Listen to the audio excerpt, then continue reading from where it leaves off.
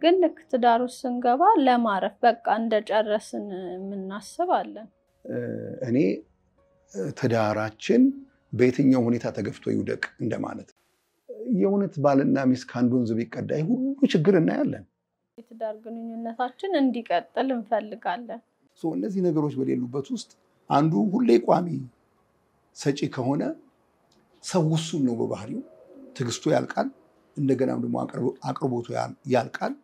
ሳይጫወቱ ሻምፒዮን ሆነዋል እያልሽ ነው። ይተኛሉ። ልክ ሜዳ ውስጥ ሲገቡ በቃ ማረፍ ነው። የፍቅርና የትዳር ግንኙነት ዓለም ከተፈጠረ ጊዜ ጀምሮ ብዙ ሰው የሚያወራው ግን ብዙ ሰው የማያውቀው ይላሉ። እኔ ደግሞ ሰው ያልዘራው ነው የሚያጭዳል እላለሁ። አረምን ማዘርቶት ነው የሚያጭደው። ረጅም ጊዜ መኖሩ አብሮ ጥሩ ሆኖ መጨረሻ ላይ የሚያነሳሽው ነገር እውነት ለመናገር ቻዩ የሴት ጾታ ነው ያነሳሽው። ለምን አልሽ? ቋሚ ሰጪ ቋሚ ተቀባይ የሚባል የለም።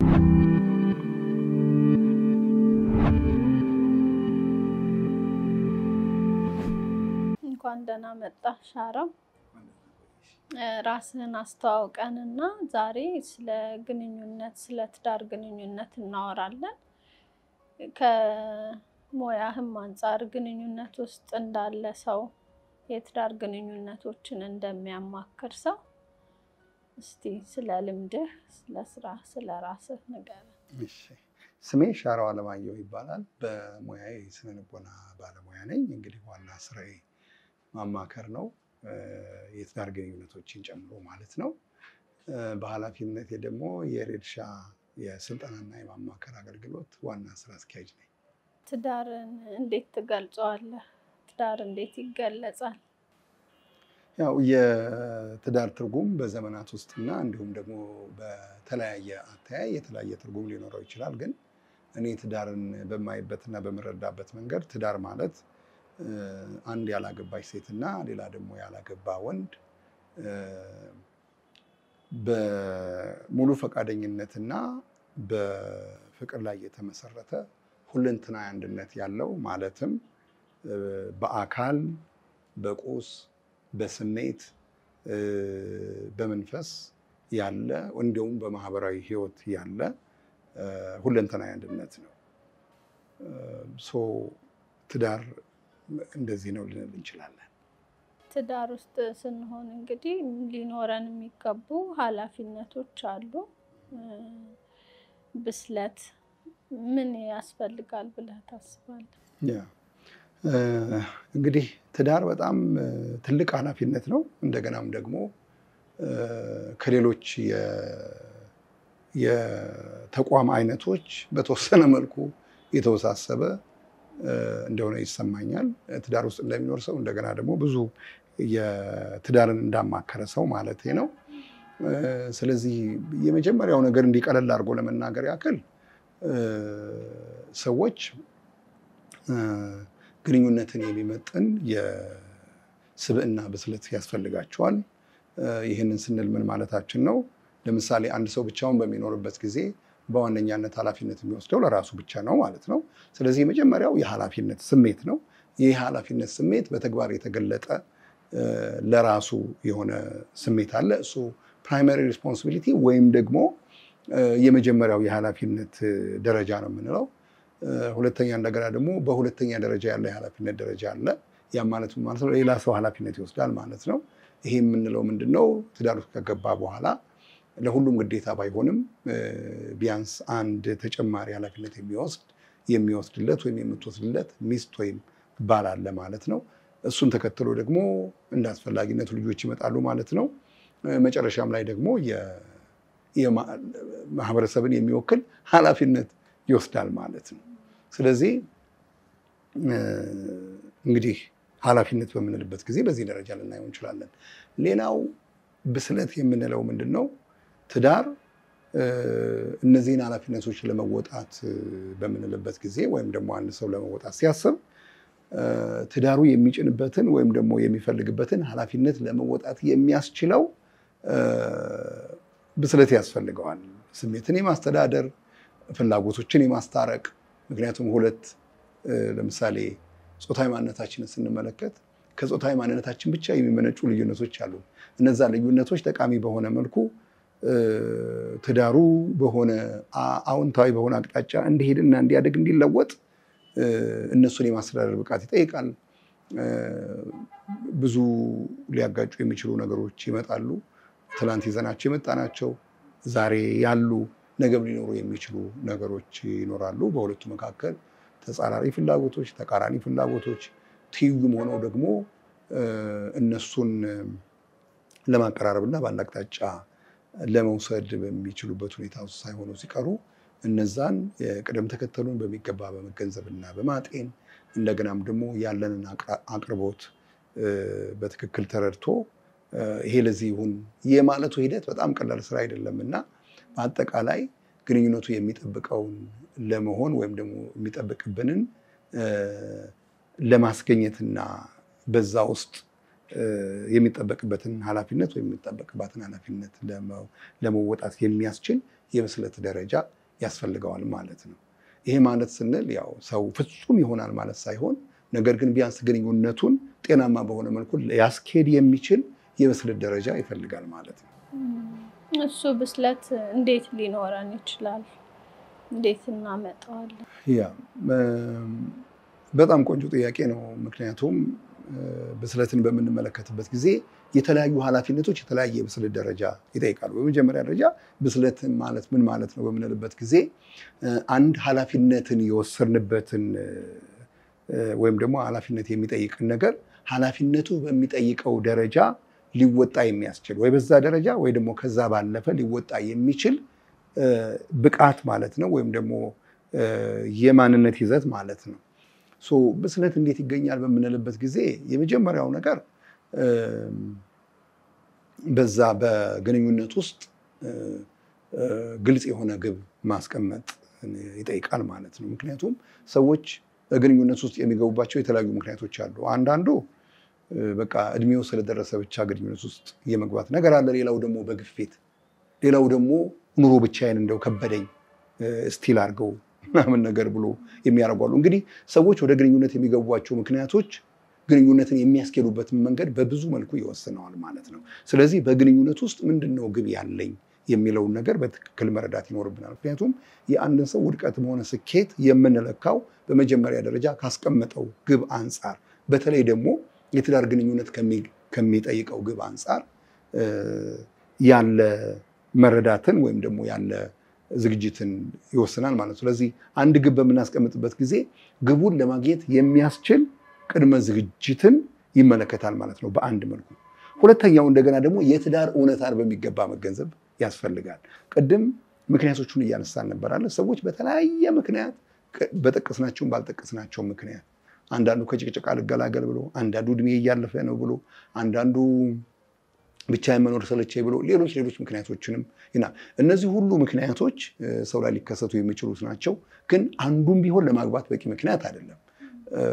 ለዛ ነው በመዘጋጀትና በሆነ ነገር ተገድዶ ማለት ይሄ በጣም ከልክ ያለፈ ፍላጎት ተኮር ሆኖ መግባት ልዩነታቸው በጣም ሰፊ ነው። ስለዚህ በመጀመሪያ ደረጃ የትዳርን እውነታ ማወቅ ያስፈልጋል። ምን ማለት ነው? ትዳር ውስጥ በምንገባበት ጊዜ የሚጠብቁንና የሚጠብቁን ነገሮች ምንድናቸው በንልበት ጊዜ የሚጠበቅብንን ነገር አሎንግ ዘ ዌይ እናውቃለን ማለት ነው። አሁን እዚህ ጋር ትንሽ ፈተና የሚሆነው ነገር ምንድነው? ስለ ትዳር ይላሉ አይደለ? የፍቅርና የትዳር ግንኙነት ዓለም ከተፈጠረ ጊዜ ጀምሮ ብዙ ሰው የሚያወራው ግን ብዙ ሰው የማያውቀው ይላሉ። ምክንያቱም የትዳር ስክሪፕታችንን ከተለያዩ በብዙም ደግሞ የተሳሳቱ ምንጮችን የምንቀዳባቸው ሁኔታዎች አሉ። ለምሳሌ ሆሊውድ እና የመዝናኛው ዓለም አንዱ ነው። ምክንያቱም ግንኙነትን የሚያዩበት መነጽር እውነተኛው የግንኙነት ወይም ደግሞ ስርዓተ ግንኙነት ከሚመራበትና ከሚከወንበት መንገድ በፍጹም የራቀ ነው ማለት ነው። ስለዚህ እነዚህ ሰዎች ያን ኤክስፔክቴሽን ይዘው ወይም ደግሞ በዛ መንገድ ጥበቃቸውን አስተካክለው መተውና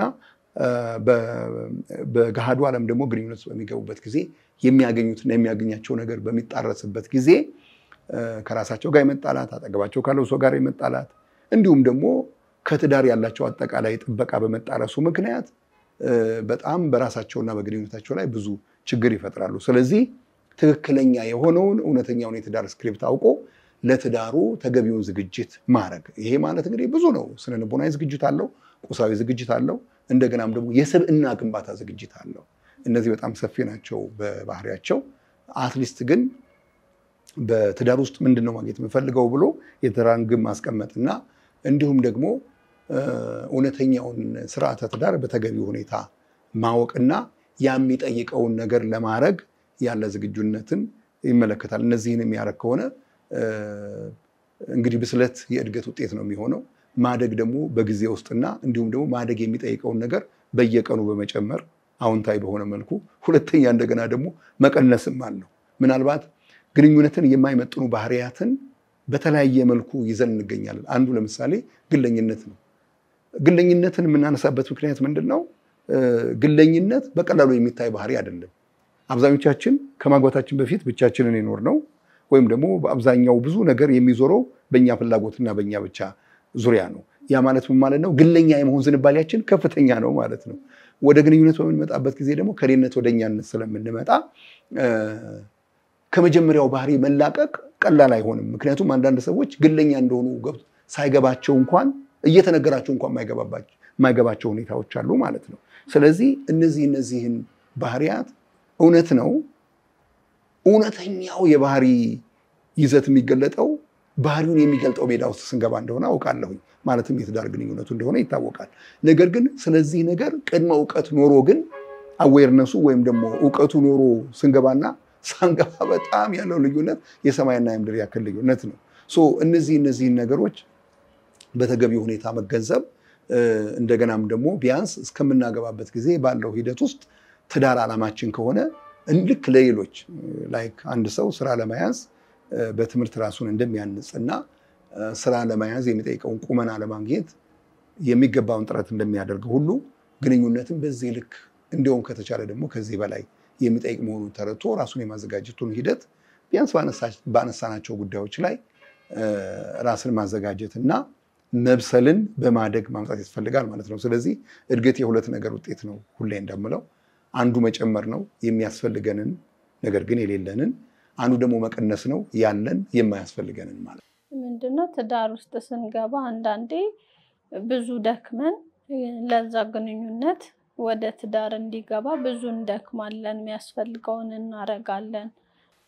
ግን ልክ ትዳር ውስጥ ስንገባ ለማረፍ በቃ እንደጨረስን የምናስባለን። አልቋል ግንኙነቱ፣ አሁን በቃ ትዳር ግብ ሆኗል። ግን ብዙ ኃላፊነት የሚኖርብን፣ ብዙ ማድረግ ያለብንን የምናደርግበት፣ መተው ያለብንን ደግሞ የምንተውበት ነውና ለዛ ዝግጅት እንዴት ነው ማድረግ የምንችለው? እንዴት ዝግጁ እንሆናለን? ኃላፊነታችን እንዴት መወጣት እንችላለን? ለምሳሌ ትዳርን እንደው እንደ እግር ኳስ ምናምን ነገር ብንወስደው ተጫዋቾች ከመጋገባቸው ከሌሎች ያኗኗር ዘይቤያቸው ጨምሮ እንዲሁም ደግሞ የሚያሰለጥናቸው አካል የሚላቸውን ሐሳብ ወስደው በየቀኑ ልምምድ ያደርጋሉ።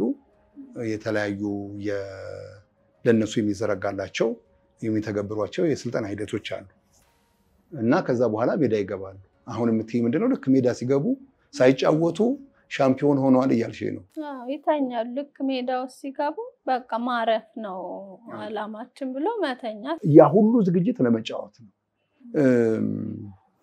ማለት የምንፈልገውን ነገር የምንፈልገውን ሰው በእኛ አታይና ግንዛቤ ማግኘት የትዳር የመጀመሪያው ፊሽካ ነው የምለው እኔ እንዲያውም ፊሽካው ተነፋ። ለምን? ትክክለኛው ስራና ጨዋታ ሊጀመር ማለት ነው። እንግዲህ ቅድም በእግር ኳስ ስለመሰል ነው ማለት ነው። ስለዚህ እንዲያውም አንዳንድ ጊዜ እንዲህ አይነት ነገሮች የትዳር መፍረስ እና የትዳር መበላሸት ምክንያቶች ሆነው ይታያሉ። ምክንያቱም ቅድም ስናወራው የነበረው ነገር እንዲያው ትዳርን እንመልከት። ቅድም መጀመሪያ ትርጉም ለመስጠት በምንሞክርበት ጊዜ ሁለንተናዊ አንድነት ነው ብለናል። በአንድ መልኩ ሁለንተናዊ አንድነት ነው በምንልበት ጊዜ ይሄ ነገር ልክ የተጋባለት አንድ ሆን ማለት አይደለም። አንድ የምንሆነው በሂደት ነው። ምክንያቱም በሂደት ውስጥ አንድ እንሆናለን ማለት ምን ይጠይቀናል ማለት ነው? የእያንዳንዳችን የግል ባህሪዎችን እስከዛሬ ይዘን የመጣናቸውን ነገሮች የምንጥላቸው አሉ። ከዛ እንደገና ደግሞ በሁለታችን የባህሪ ስርዓት ተገርተው ለሁለታችንም እና ለቤተሰቡ በሚጠቅም መልኩ ደግሞ የሚስተካከሉ ይኖሩናል። እሱም ብቻ አይደለም፣ በውስጣችንና እንዲሁ ደግሞ ከውጪ የሚመጡ አንዳንዴ ኑሮ የሚያመጣቸው ህይወት የሚያመጣቸው የሰዎች የተለያዩ ግፊቶች አሉ። እነዛ ግፊቶች ደግሞ ትዳሩን አነቃንቀው እንዳይጥሉትና እንዳይገፉት በየቀኑ የማስተካከል ስራ የአላይንመንት ስራ እንሰራለን ማለት ነው። እንዲያውም እኔ ሁሌ ነው ስለ ግንኙነት ሳነሳ አንድ የማነሳው ነገር አለ። ምንድነው እሱ? ባልና ሚስቶች ከአንድ ወንዝ ይቀዳሉ ይባላል። እና ይህንን ነገር ስትሰሚ የእውነት ባልና ሚስት ከአንድ ወንዝ ቢቀዳ ሁሉ ችግር እናያለን በግንኙነት ውስጥ። እኔ ትንሽ ቀየር አድርጌዋለሁ። አይ ቲንክ የመጨረሻውን አይቶ ነው መሰለኝ ስነ ቃሉን የፈጠሩት ሰዎች የተናገሩት።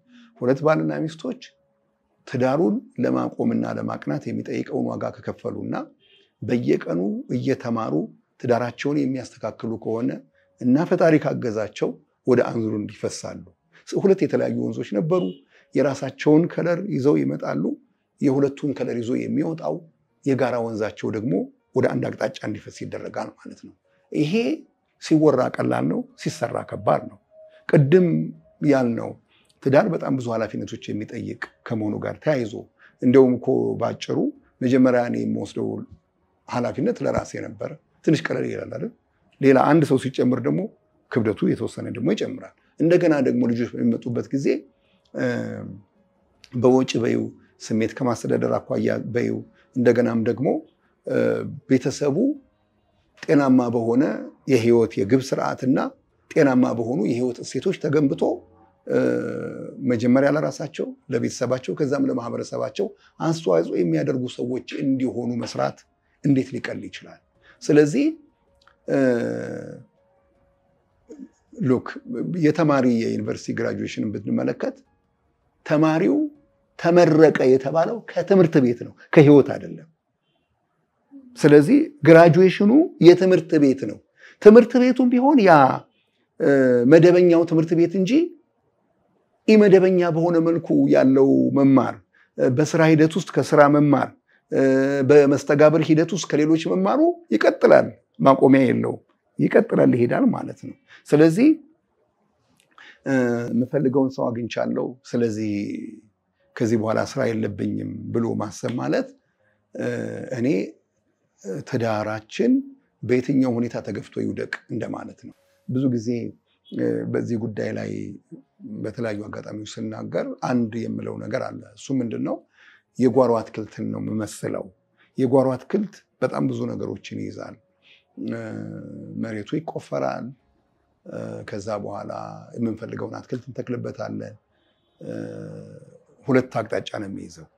ከተከልነው በኋላ በቃ በራሱ ጊዜ አድጎ በራሱ ጊዜ ጠጥቶ በራሱ ጊዜ ታጥሮ ያፍራ የምንል ከሆነ አረም በልቶት ይቀራል። በሌላ ተያይ ደግሞ ከተንከባከብነው፣ ውሃ ካጠጣነው፣ ካረምነው፣ በተለይ ካረምነው እንደገናም ደግሞ እንዲያድግ የሚያስፈልጉትን ንጥረ ነገሮች በጊዜው የምናስገኘው ከሆነ የተከልነውን ብቻ ሳይሆን የተከልነውን የበዛ ፍሬ የምናገኝበትን እድል እንፈጥራለን ማለት ነው። ሁለቱንም ስንመለከታቸው የመጀመሪያው ነገር ተደርጎ የቆመበት ሁኔታ አለ፣ አረም በልቶታል። በሁለተኛው ሁኔታ ደግሞ የመጀመሪያው መደረግ ብቻ ሳይሆን ከዛ ቀጣይነት ያለው አረሙን የመንቀል ቅድም የሰብዕና እድገትን ስንመለከት ሁለት አይነት መልክ አለው። አንደኛ ግንኙነቱን ልክ ባልሆነ መልኩ የሚጎዱና የማይረዱ ነገሮች በሚኖሩበት ጊዜ እንዳረሙ በየቀኑ እንነቅላቸዋለን። ፍጹም ካለመሆናችን ጋር ተያይዞ ወይም ደግሞ ሁለት ፍጹም ያልሆኑ ሰዎች ወይም ፍጽምና የሌላቸው ሰዎች ግንኙነት ከሆነ ሁሌ የሚነቀል አረም አላቸው ማለት ነው እና ያንን በየጊዜው ማድረግ ያስፈልጋል። ሁለተኛ እንደገና ደግሞ በማያቋርጥ መልኩ የምንጨምራቸው ነገሮች አሉ ግንኙነት ውስጥ እንዲያድጉ፣ ግንኙነቱ እንዲያድግ፣ እንዲፋፋ ምክንያቱም የፍቅር መልክ አለው ወይም ደግሞ ግንኙነታዊ መልክ አለው። ሁለተኛ እንደገና ደግሞ ፈንክሽናል ወይም ደግሞ ተግባራዊ መልክ አለው። ሁለቱም ተመጋጋቢ ከመሆናቸውን ባሻገር እውነተኛ ስራ ይጠይቃሉ። እንደውም አንዳንድ ጊዜ አንዳንድ የሚያሳፍሩ ነገሮች አሉ።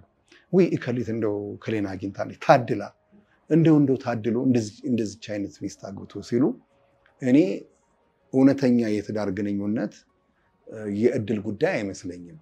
የስራ ውጤት ነው። ትዕግስት ይጠይቃል፣ ስራ ይጠይቃል፣ ጊዜ በደንብ ይጠይቃል። ስለዚህ እንደውም ኮምፕላሰንት ወይም ደግሞ ቸልተኛ የምንሆን ከሆነ ቸልተኝነታችን ትዳራችንን አጋልጦ ከመስጠት የሚለይ ነገር አይደለም። ምክንያቱም ትዳር በጣም ትጋት የሚጠይቅ ነገር ስለሆነ እንደውም ምን አስታወሰኝ አሁን ስታነሺ አንድ በቤተሰብ ቫልዩ ውስጥ እኔ ብዙ ጊዜ መጽሐፍ ቅዱስ አነባለሁና እሴት ውስጥ ምሳሌ 31:10 ላይ የተጠቀሰች ሴት አለ። በቃ ጥበበኛን ሴት ማን ያገኛታል ተብሎ ከ10 ጀምሮ እስከ መጨረሻው ድረስ ትጋቷ ነው የተገለጸው። ስለዚህ ግንኙነት በቃ የትጋት ማዕከል ነው። እንደውም በጣም የትጋት ማዕከል በቋሚነት ማለት ነው። ቅድም የአንድነት ሂደቱን በምንመለከትበት ጊዜ አንድነት ባንዴ የምንፈጥረው ነገር አይደለም። ይልቁንም በየቀኑ በመስራት አንድነታችን እንዳይበተን ወይም እንዳይጎዳ የምንሰራው ስራ ነው። ይሄ ከሆነ የማያቋርጥ ስራ ነው። የሆነ ቦታ ላይ ካቋረጥ ነው በቀላሉ ችግር እንዲገባ እንዲያውም ደግሞ ያልሰራነው ነገር የሚገለጥበት ሁኔታ አለ። እኔ እንዲያውም አንድ አባባል አለኝ የራሴ ነው። ሰው የዘራውን ያጭዳል ይላል አይደለ መጽሐፉ። አሁን እንደ ስነ ቃል ሆኖ በሁሉም ሰው ዘንድ ይባላል አይደለ መጽሐፍ ቅዱስን በየዕለቱ በሚያነባውም በማያነባውም ዘንድ። እኔ ደግሞ ሰው ያልዘራውን የሚያጭዳል እላለሁ። አረምን ማዘርቶት ነው የሚያጭደው። አረም እኮ ያልዘራ ነው። ስለዚህ ሳንሰራ ስንቀር አረም ይበቅላል። ስለዚህ የአረሙን ውጤት ደግሞ እናጭዳለን ማለት ነው። የግንኙነት ቀጣይነትና ጤናማነትን እንዴት ማየት እንችላለን? አሁን ብዙ ጊዜ ስናይ ግንኙነት ቀጣይነት እንዲኖረው የትዳር ግንኙነታችን እንዲቀጥል እንፈልጋለን። ጤናማ ይሁንም አይሁንም ብቻ ብዙ አመት ማስቆጠርን እንደ ስኬት እናስበዋለንና ትዳርን እንዴት ጤናማ ሆኖ መቀጠል እንችላለን? ረጅም ጊዜ መኖሩ አብሮ ጥሩ ሆኖ ግን ጤናማ ሆኖ ነው ወይ አብረን ያለነው? ምክንያቱም ለማስቀጠል ብቻ ሲባል ብዙ የሚጎዱ ሰዎች አሉ ከነ ችግሩ ይዘነው እየተጓዝን ማለት ነው። ይሄ እውነት ለመናገር በጣም ብዙ ጊዜ በትዳር ውስጥ በሚኖሩ ሰዎች መካከል የሚታይ የእይታ ችግርም ነው ብዬ ነው የማስበው። እንደገና ደግሞ እንደ ማህበረሰብም ትልቅ የእይታ ብዥታ ያለብን ይመስለኛል። ምን ማለት ነው? ግንኙነትን በቆይታ ብዛት ብቻ ለመለካት በምንሞክርበት ጊዜ በግንኙነት ውስጥ ያሉ ችግሮችን በቅጡ አይተናቸው እዛ የተቸገሩትን አካላት ከችግራቸው ማላቀቅና ግንኙነቱ ጤናማ በሆነ መንገድ እንዳይሄድ ያደርገዋል። ይህን ስንል ግን አሁንም ቀጣይነትን መቃወም አይደለም። ምክንያቱም እውነት ነው። እንደውም ሁል ጊዜ የምለው ነገር አለ። የትዳር ግንኙነት መሰረታዊ በሆነ መልኩ ቋሚ ግንኙነት ነው ማለት የሆነ ቦታ ላይ ጀምረ ነው የሆነ ቦታ ላይ የምናቋርጠው ነገር አይደለም ማለት ነው። ይሄ ማለት ግን አንዴ ስለገባች አትወጣም፣ አንዴ ስለገባ አይወጣም በሚል ስሜት ልክ ያልሆኑ ነገሮች እየተደረጉና በዚያም ሳቢያ ብዙ ሰዎች ልጆችን ጨምሮ እየተጎዱ በሚሄዱበት አግባብ እንዲሆን የሚያደርጉት ቀጣይነትን ብቻ የጤናማ ትዳር ማስተያ ማድረጋቸው ነው። ልክ ነው። ቀጣይነቱን ስታስብ እንዲያውም እንዲቀጥል የሚጠይቀውን ጥረት በአግባቡ እንድናደርግ ነው የሚያደርገን እንጂ አሁንም ቅድም ከተነጋገርነው ነገር ጋር ቀጥታ ግንኙነት ያለው ነገር ነው። ምንድነው? አንዳንድ ጊዜ ሰዎች በትዳር ውስጥ በሚፈጠሩ ችግሮች ስነልቦናዊ ቀውስ ይገጥማቸዋል። ከሚፈጠሩ ጉዳቶች የተነሳ የአካል ጉዳት ይደርስባቸዋል። የነፍስ መጥፋት ሁሉ የሚደርስበት አለ። ነገር ግን በዚህ ሁሉ ውስጥ ልጆች ውስጥ የሚፈጠረው በቀጥታና በተዘዋዋሪ የሚፈጠረው የስነ ልቦናና ሌሎች ጥቃቶች ግን በቃላት የማይገለጹ እድገታቸውን እና የወደፊት ህይወታቸውን መሰረታዊ በሆነ መልኩ ሊወስኑ የሚችሉ ነገሮች ይደረጋሉ። እንዲያውም አንዱ ስንፍናንና ልክ ያልሆኑ ባህሪያትን በግንኙነት ውስጥ እንዲያብቡና እንዲበዙ ከምናደርግባቸው ምክንያቶች አንዱ ቀጣይነትን ብቻ ትኩረት አድርገን እየሰራን ነገር ግን እንዲቀጥል የሚሰሩ ነገሮችን አለማድረጋችን ነው። ይህንን በአንድ ነገር በመስለው ደስ ይለኛል። ምንድነው እሱ? ለምሳሌ መኪና እንገዛለን። ለምሳሌ አዲስ መኪና በቃ ዜሮ ዞሮ ሊሆን ይችላል፣ ተነድቶ የማያውቅ መኪና እና ያ መኪና ሁሌ እንዲያገለግለን የምንፈልግ ከሆነ ሰርቪስ መደረግ አለበት። ማለት ውሃ መጨመር አለብን፣ ቤንዚንም መጨመር አለበት፣ ግሪስም መደረግ ይኖርበታል።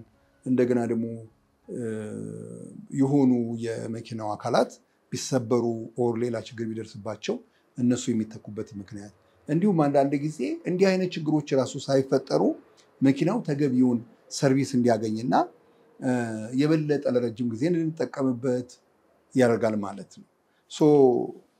ትዳርም ሰርቪስ መደረግ አለበት።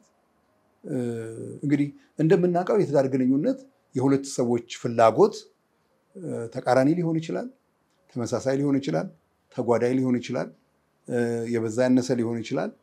እነዚህ ሁሉ ተጣጥመው የሚሄዱበት መንገድ ከሆነ ስራው ቀላል አይደለም ማለት ነው። እነዚህን ነገር ብቻ ሌላ ነገር ስላናነሳ ማለት ነው። ግጭት መፍታቱን ተይው፣ እንደገና ደግሞ ኑሮውን ለማሸነፍ የሚደረገውን ተግባራዊ ጥረት ተይው። እነዚህ ሁሉ ነገሮችን እንኳን ሳናነሳ የሁለት ሰዎች የየራሳቸው የሆነ ታሪክ፣ የየራሳቸው የሆነ ትርክት፣ የየራሳቸው የሆነ እይታ ያላቸውን ሰዎች አጣጥመው በአንድ መንገድ ማስኬድ ስራውም የትየሌሌ ሊሆን እንደሚችል ለማንም ሰው በጣም ግልጽ የሆነ ነገር ነው። እነዚህን በግንኙነት ሂደት ውስጥ የሚፈጠሩ ችግሮችን በአግባቡ ካልያዝናቸው ደግሞ ችግሮቹ በቃ በየጊዜው ተጨምረው በትዳር ውስጥ ያሉ ሰዎችን የመስበር እንደገና ደግሞ የቤተሰብ አባላትን የመበተን አቅም ሁሉ አለው። ስለዚህ በይሉኝታና አንዳንድ ጊዜም ደግሞ እኔ እንደው በጣም የሚገርመኝ ነገር አሁን ያልሽው ነገር በጣም አንድ ነገር አስታወሰኝና እኔ በሙያ ሂደት ውስጥ በማገኛቸው ሰዎች ውስጥ እንዲህ እጠይቃለሁ የነገሮችን ስር ወይም ደግሞ መነሻቸው ምክንያታቸውን ለማግኘትና አንዳንዶቹ በጣም ሃይማኖተኛ ሁሉ ይመስሉኛል ማለት ነው።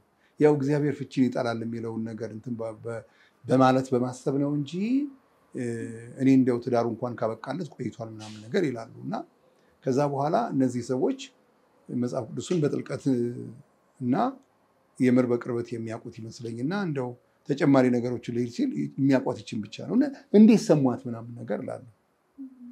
ያየሁት ነገር ምንድነው? ሰዎች ኮንፈርሜሽን ባያዝ ወይም ደግሞ የምንፈልገውን ነገር ከየቦታው የመምረጥ እና የኛን ሐሳብና የኛን ነገር የሚያረጋግጥልን ነገር የመፈለግ አለ። እንዲህ ባለ ሁኔታ ውስጥ ሰዎች እውነትን አውቀው በእውነት ተለውጠው ነገሮችን አዎንታዊ በሆነ መልኩ መቀየር የሚችሉበትን ሁኔታ የመፈለግ ነገር እንደሌለ ያለው። ስለዚህ ትዳርን በቆይታ ብቻ የምንለካ ከሆነ አንደኛ በትዳር ውስጥ ያሉ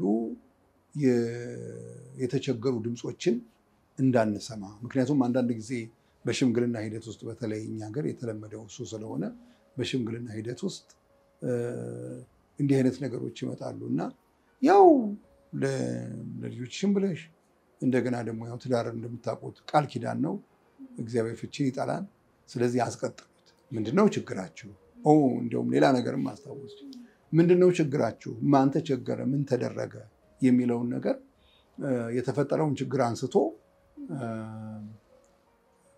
ችግር የፈጠረውን አካል ደግሞ ኃላፊነት እንዲወስድና በኃላፊነቱ ልክ ደግሞ መስተካከል የሚገባውን ነገር እንዲስተካከል፣ ነገር ግን ለዚህ ነገር ፈቃደኛ ባይሆን ያም ሰው ደግሞ የሚገባውን ነገር ባያደርግ ሌላው ሰው እረፍት ማግኘት የሚችልበትን መንገድ ለማሰብ ፈጽሞ የማንችልበትና በዚህ ስም ብዙ የከፉ ችግሮች የተፈጠሩበት ሁኔታ በጣም አለ። መጨረሻ ላይ የሚያነሳሽው ነገር እውነት ለመናገር ቻዩ የሴት ጾታ ነው ያነሳሽው። ለምን አልሽ? የሴት ጾታ ያነሳሁት ብዙ ጊዜ ምን ይባላል ሴቷ ለትዳርሽ ስትይ ቻይ ትባላለች። ለልጆችሽ ስትይ ቻይ ትዳር ነው።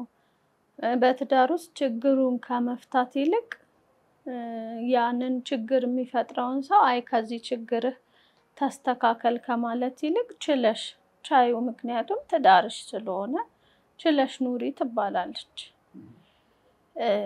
ስለዚህ አሁንም ትኩረት እያደረግን ያለነው መቀጠሉ ላይ ነው። እንዴትም ሆኖ አንድ ሰው ተሸክሞት ይሂድ ትዳር እንጂ እንዴት ጤናማ አድርገነው አስተካክለነው እንቀጥል የሚለውን ስናስብ አይታይም ብዙ ጊዜ።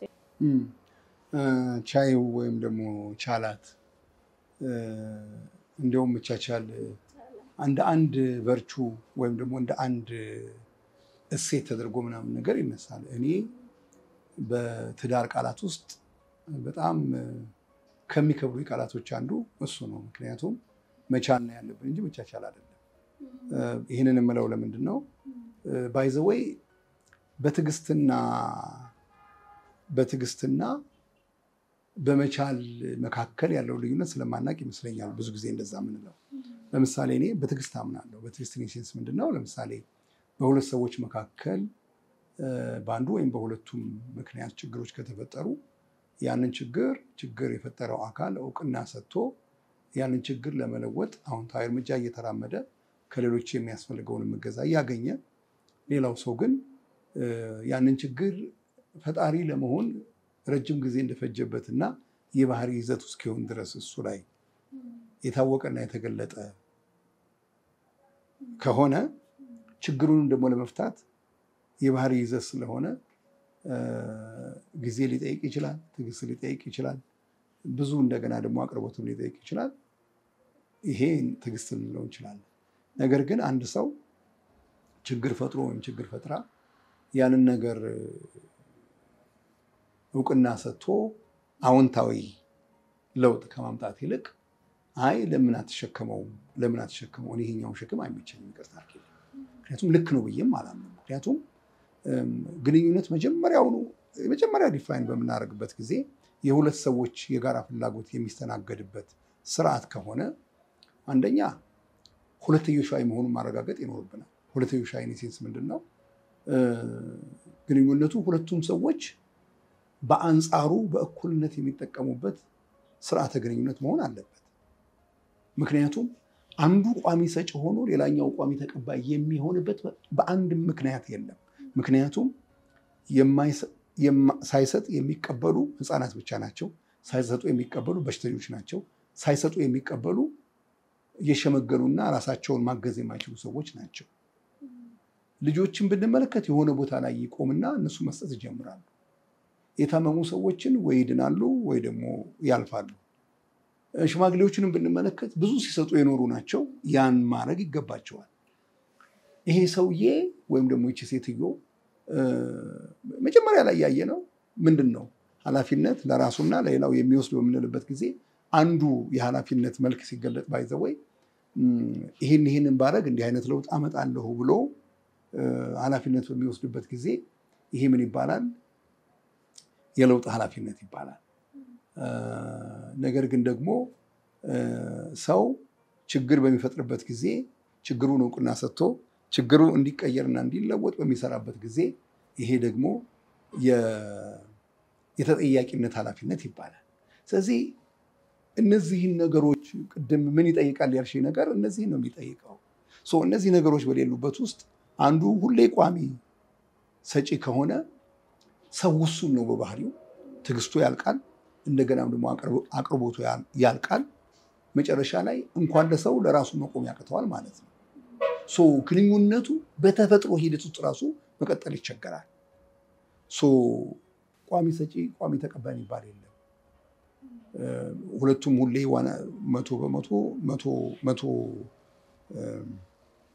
100% ላይ ሰጡ ይችላሉ። አንዱ 50 አንዱ 60 ሊሆን ይችላል። ማነው አንዱ 50 ሌላው 50 ሌላው 60 ሌላ ጊዜ ደግሞ ሌላኛው 40 እንዲህ ሊሆን ይችላል። እሱን ይሄ በቃ እያንዳንዱ ነገር ማች ማድረግ አለበት እያልን አይደለም፣ ወይም ደግሞ እኩል መሆን አለበት ማለት አይደለም። ግን አመክኗዊ በሆነ መልኩ ሁለቱም ለትዳሩ እኩል አስተዋጽኦ ማድረግ ይኖርባቸዋል። እሱም ብቻ አይደለም ባይዘወይ አንዳንድ ጊዜ ግንኙነትን በምንጀምርበት ጊዜ አልበሰለን ይሆናል እና ምክንያቱም ይሄን ብዙ ጊዜ በተደጋጋሚ ስለምሰማው ነው ይሄንን ነገር ማለት ነው። መጀመሪያ እኮ ስንጋባ እንዲህ ብሎኝ ነበር እንዲህ ብላኝ ነበር ይላሉ። አንዳንድ ጊዜ ግንኙነትን ስንጀምር ያን ያህል ግንኙነቱ የሚጠይቀውን ያህል ብስለት ሳይኖረን ይቀርና የሚገባንን ሳንጠይቅ ወይም ደግሞ የሚገባውን ሳናደርግ ሊሆን ይችላልና በሂደቱ ብዙ ነገሮችን እንማራለን። ስንማር ያ ነገር በተግባራዊ የግንኙነት ትርጉምና ከሞራል እሴት ያልወጣ መፈለግ ሊሆን ይችላል። ወይም ደግሞ አንድ ነገር እንዲደረግልን በዛው መደረግ የሚችል የሚገባውም ነገር እስከሆነ ድረስ አይ ትናንትና እንደዛ ስላለች አሁን እንደዚህ ማለት የለባትም ወይም እንደዚህ ማለት የለበትም የሚል እሳቤም ለኔ ልክ ነው ብዬ አላስብም። ምክንያቱም ሰው ያድጋል፣ ሰው ይለወጣል። ከትናንቱ መጥፎ በሆነ መልኩ ከሆነ ያ ሰው ለመለወጥ እየሞከረ ያለው እሱን ማስታወስ ያስፈልጋል፣ ተገቢም ነው ብዬ ነው የማምነው። ስለዚህ መቻል ነው። መቻል ማለት ምን ማለት ነው? ሰው ለተፈጠረው ችግር እውቅና ሰጥቶ እውቅና ከተሰጠ በኋላ ደግሞ ያንን ችግሩን ለመፍታት የሚጠይቀውን ስራ እየሰራ ሌላው ሰው ቢታገሰው ጥሩ ነው። ያ ሰው ያንን ካደረገ ደግሞ ወደ መቻል ይመጣል ማለት ነው። ትዳር የሚጠይቀውን ኃላፊነት በተገቢ ሁኔታ መወጣት የሚችልበት የብስለት ደረጃ ላይ ደርሳል ማለት ነው። ችሎታ ይኖረዋል ነው እንጂ ጥፋቱን ችሎት መኖር አይደለም። መቻል ስትል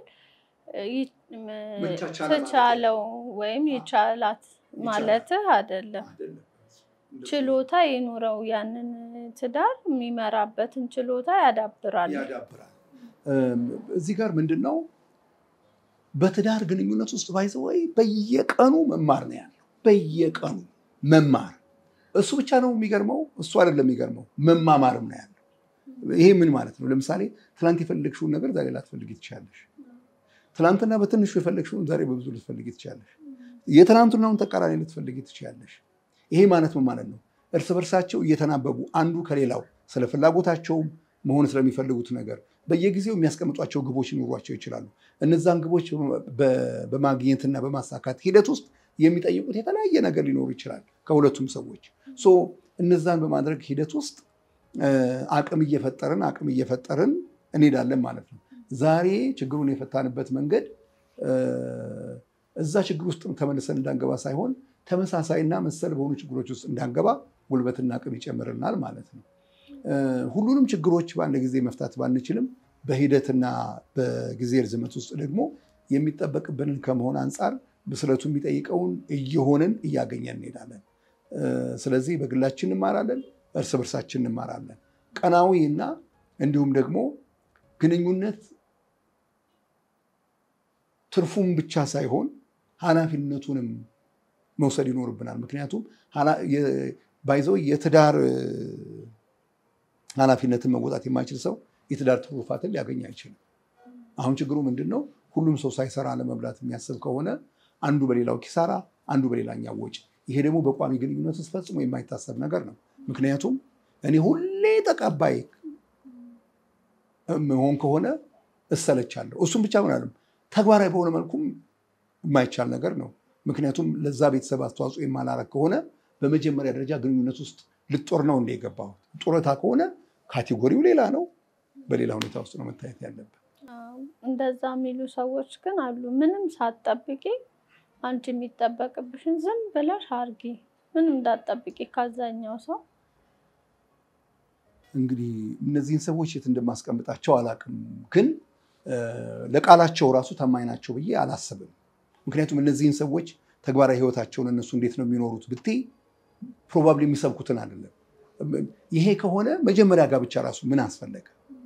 ይሄ ሰው እንደዛ ከሆነ የሚኖረው ወይ መግባት ያለበት ማለት እንግዲህ እኛ ሀገር ዶክተር ቢኒያም ብቻ ነው አይደለ እንደዛ አይነት ፕሮግራም ያለው። ለሱም ግን አቅመ ቢስ መሆን ይጠይቃል። ወይም ደግሞ በራስሽ በጤና እክል ሊሆን ይችላል ወይም ደግሞ በእድሜ ምክንያት መግፋት ምክንያት ሰርተሽ መብላት ማችበት እንዲሁም ደግሞ ሌላ የሚጦርሽ ሰው መኖር አለበት። ስለዚህ ይህንን ሁኔታ ዶክተር ቢኒያምም ማስተናገድ አይችልም። በጋብቻ ሂደት ውስጥ በጋራ ኃላፊነት ሁለቱም በጋራ ኃላፊነታቸውን በአግባቡ ተወጥተውም እንኳን ብዙ ጉድለት ነው በግንኙነት ውስጥ የምናገኘው። ሁለተኛ እንደገና ደግሞ እንደውም አንድ እንትን ማለት የማስታውሰው ነገር አለ። ምንድነው? አንደኛው በቋሚነት እየሰጠ ከሆነ የሚሰጠው አካል ሪዘንት ያደርጋል ወይም ደግሞ ውስጡ እያዘነ እየደከመው ይሆንና መጨረሻ ላይ ኃላፊነቱ በዝቶበት የራሱን ኃላፊነት መሸከም ያቅተዋል ማለት ነው። ይሄ ማለት ወዴት ነው የሚወስደው? ተፈጥሯዊ ሂደቱን ጠብቆ ቅድም ያልሽው ግንኙነት በመቆየት ብቻ ይለካው ያልሽው ነገር ወደዛ ይወስደናል። ምንም እንኳን እንዲቆይ ብንፈልግ ተፈጥሯዊ ሂደቱን ጠብቆ ይፈርሳል ማለት ነው።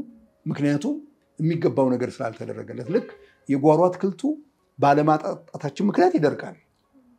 ምንም እኮ ይድረቅ ብለን ተናግረን አይደለም ወይም ደግሞ በቃ አለ አይደለ እንዲደርቅ የሆነ ያደረግነው ነገር አይደለም እኮ የኃላፊነት ጉድለት የሚያመጣው ተፈጥሯዊ ሂደት ነው ማለት ነው። ልክ እንደዛ ማለት ፍቺን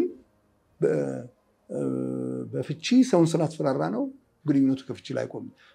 እኔ ሰው ይፍታ ምናምን እያልኩ አይደለም፣ የዛ አድቮኬትም አይደለም። በዛ አይነት ሰው እንዲስል አልፈልግም። ግን አንድን ነገር ፍቺን ማስፈራሪያ አድርጎ ትዳር ለማቆየት መሞከር የሰነፍ መንገድ። ይልቁንም ትዳሩ የሚጠብቅብንንና የሚጠይቀንን ነገር በተገቢ ሁኔታ እያደረግን ግንኙነታችን እንዲለማ መስራት አለብን። ወደዛ ሐሳብና መንገድ መሄድ ይኖርብናል።